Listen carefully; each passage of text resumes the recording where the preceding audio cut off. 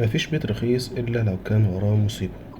ده كان أول تعليق من عم عطية، الشيخ الغفر اللي عرف إن الحاج سيد اشترى البيت اللي على أطراف الكفر. البيت قديم جدا وحواليه أشجار كتيرة من السدر. البيت شكله هادي وجميل ومفيهوش أي حاجة ملفتة. سامي ابن الحاج سيد عنده 15 سنة، كان أول واحد يحس إن في حاجة غريبة فعلا. أول ليلة سمع صوت بينده عليه: سامي، يا سامي، سامي تعالى. سامي افتكر إنه بيتهيأله. أول ليلة وتاني ليلة، لكن لما الموضوع بدأ يتكرر أكتر من يوم اضطر إنه يحكي لباباه الحاج زيد. قال له: لا، ممكن تكون دي تهيؤات أو إن أنت متضايق عشان إحنا سيبنا بيتنا ورحنا البيت تاني. لكن اللي حصل بعد كده إنه سامي معادش بيشتكي من أي حاجة، معادش بيقول إن في أصوات غريبة.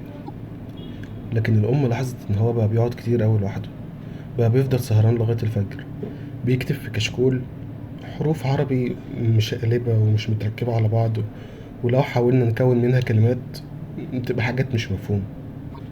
لغاية ما في يوم الأم لاحظت إن ابنها دايما بيحب يقعد قدام المراية ويكتب الحروف اللي شكلها غريب.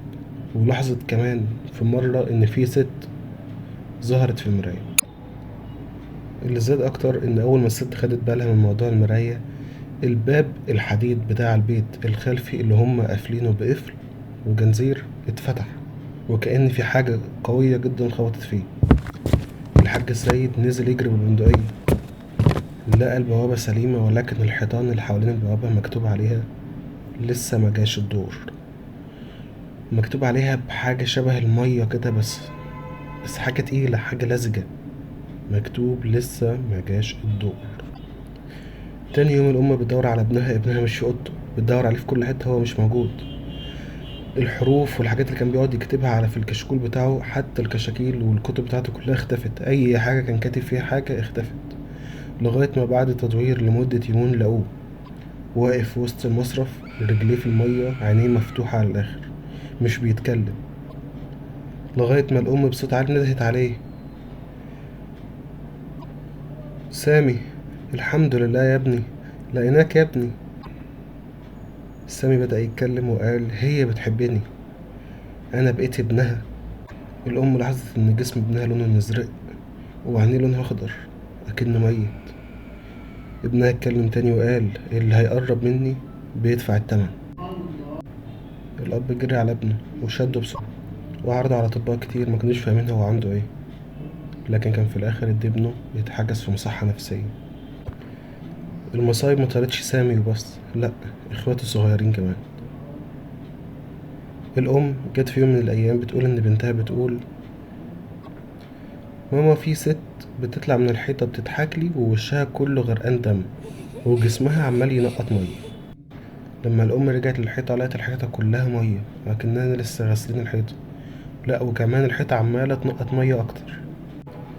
بدأت الأم إن هي تقرا قرآن، وأول ما بدأت تقرا قرآن في وش الست ظهر مبتسم وعينيها سودا ومليانة جرح مفتوح عمال ينقط مية. راحوا الشيخ جامع وحكوله على كل اللي حصل، ابنهم اللي محجوز في مصحة نفسية، وبنتهم الصغيرة اللي بتشوف حاجات بتطلع من الحيطة، والأم اللي شافت وش عمال يضحك لها ومحروق، وفي كذا قطع في الوش كده عمال ينزف مية، كل ده بيخرج من الحيطة.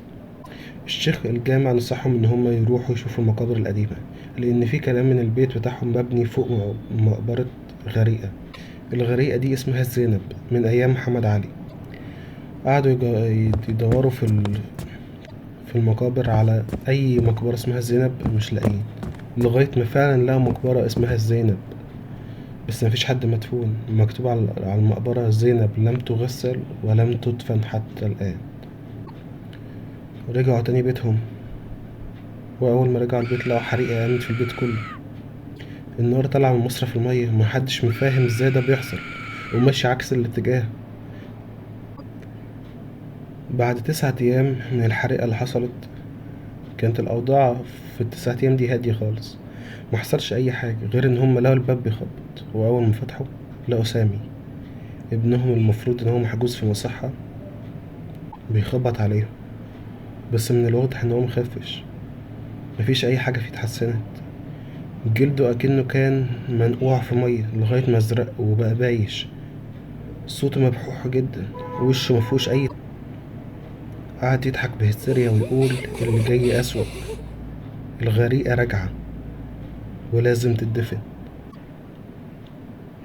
الأم جت تاخد ابنها في حضنها لأن هو كان وحشها جدا. لقت إن فجأة الباب اتقفل، حاولت تفتح الباب تاني اتفتح فعلا، بس سامي مكانش واقف ورا الباب. فجأة الناس كلها بدأت تزعق: أهل البلد، أهل البلد، التراب اللي ورا المصرف اتفتحت. أكنهم بيدفنوا حد، بس محدش جه ناحية التراب. التراب مفتوحة. قعدوا يدوروا ايه اللي حصل، مين اللي فتح التراب دي، هل حرامي؟ لقوا ان مش التراب كلها مفتوحة، المقبرة بتاعت زينب اللي هي المفروض فاضية هي دي اللي مفتوحة. واحد كبير في السن بيقول: مين اللي فتح التراب دي؟ التراب دي اصلا فاضية، مين اللي فتحها؟ قفل المقبرة. لكن اللي حصل ان كل بيت في كفر الغريب بقى يسمع صوت النداهة بعد الفجر. كل واحد بقى بيسمع اسمه بيتنده عليه. وفجأة في يوم، على صوت صراخ جاي من البيت اللي هما بيخافوا منه، البيت اللي كان مهجور لغاية ما الحاج سيد اشتراه. لقوا في نور عالي أوي خارج من البيت ده، وصوت صراخ عمال يدوي في الكفر كله. خرج من البيت ده واحدة ست، هدومها غرقانة مية، عمالة تنزل مية كأنها زي الشلال. كل اللي شافها اتجمد مكانه. الست دي فجأة بصت في عين كل واحد وقالت: رجعوني، رجعوني. طب ايه اللي حصل بعد كده؟ اللي حصل كان من اقتراح الشيخ رد وقال ان احنا لازم نلاقي جثة زينب وندفنها. قعدوا يدوروا في كل حتة، بس ازاي؟ زينب دي المفروض ان هي ماتت غريقة من عصر محمد علي. لكن لغاية وقتنا ده الحل الوحيد ان هما كانوا يقفلوا البيت ومحدش يسكن في البيت ده تاني، ومحدش يقرب من الترع،